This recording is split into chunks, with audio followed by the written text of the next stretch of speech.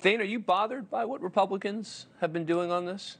Dan, you have to remember how they think about this. This drives them insane. They've been saying for well over a decade, we love Israel, we prove it. We don't have AOC here. We don't have any of these progressive issues. We just love Israel. Why are we only getting 20% of the vote?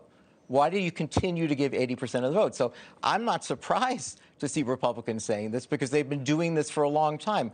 Why aren't you supporting Republicans? Because we always stand united. The polling shows 90% of Republicans support. But do you agree with me that it's absurd for Donald Trump to have said that it wouldn't have happened if he was president? Oh, well, let me just say, it's absurd for him to, he should not be speaking, but he's not wrong by saying, he's not wrong by saying, look, he did take out Soleimani. Yeah. He did cripple their economy.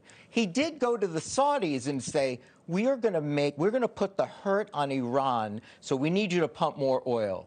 And the oil money that has flowed during the Biden administration clearly has, forget the $6 billion. I'm talking about helping their economy from decertifying the Iran deal to essentially saying, all right, we're thinking about the Iran deal again. And I don't want to spend the show on that. No, Trump's wrong, but I think he's an idiot, so I don't think that's important.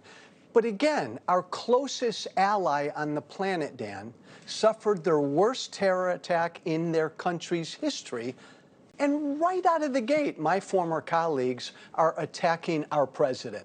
That's wrong. Right then, that's wrong. Yeah, you're right. Here's what Ted Cruz said on Monday. This is literally the Monday after this happened. I'll tell you what is infuriating about this.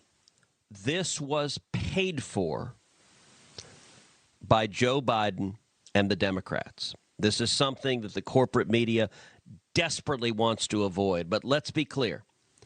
This attack, this massacre, this horrific assault on Israel was funded by Iran. And does that bother you? Again, I agree with Joe. This is the time to say we stand with you. Right. We're outraged by this. To the extent to which Iran is involved, they will hear about it from us in unmistakable terms. But right now, what we're focusing on is anguish and grief, just like Israel did on 9/12. And Hagar, I mean, Biden has been about as strong in his words as you can be. I mean, I guess the claim by Republicans is he wasn't up to this point, and he should have before talked the way he's talking now. But you know, it just feels like there are a lot of people looking for a political angle on what shouldn't be a political story. Yes. Well, first of all, like as we mentioned, time and place, right, is everything.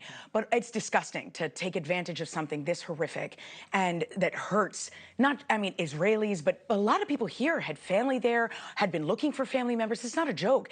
So to take this as an opportunity to politicize it not only shows that in the United States we could never unite on anything of this kind, apparently, in the phase that we're in, but it's also ignorant. It frankly is. It's not true to say that Biden isn't supportive of Israel. It's not true to say that Obama wasn't supportive of Israel. I worked at the White House when they funded the Iron Dome. The Iron Dome is one of the most treasured pieces of technology for Israel. It's the thing that protects them the most. It has an 85 to 90% success rate at intercepting rockets from Hamas. That's specifically where they come from. And I mean, it's absurd and it's unfortunate. But the problem is that many people are going to believe it. And by the way, my anger at this, my passion at this, goes just the same. It's the same against those Republicans that politicize it as much as the squad that go and are weak in their statements. Yeah. You right okay? away politicizing it on the other side. Yeah, no, look, it's true. But you know, Donald Trump has been saying, you know, recently, even this week, again, talking about this, criticizing Netanyahu, and again, suggesting that this is all Biden's fault. I mean, and you listen to right-leaning media, and they'll keep telling you it's Biden's fault, it's Biden's fault, it's Biden's responsibility. It just feels like a way, and this is what the left does, too. They try and take responsibility away from the terrorists, right? And they try and put it on somebody else. In this case, the right wants to put it on Joe Biden. The left wants to put it on the Israeli government.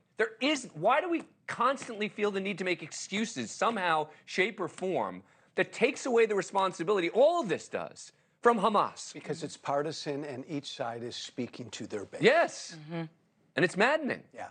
And it's wrong. and reinforces the divisions that we already Yes. exist. This is how we play the game. Yeah. Thank you for watching. Go to newsnationnow.com to find News Nation on your cable provider. And don't forget to click the red subscribe button below to get more of News Nation's fact-driven, unbiased coverage.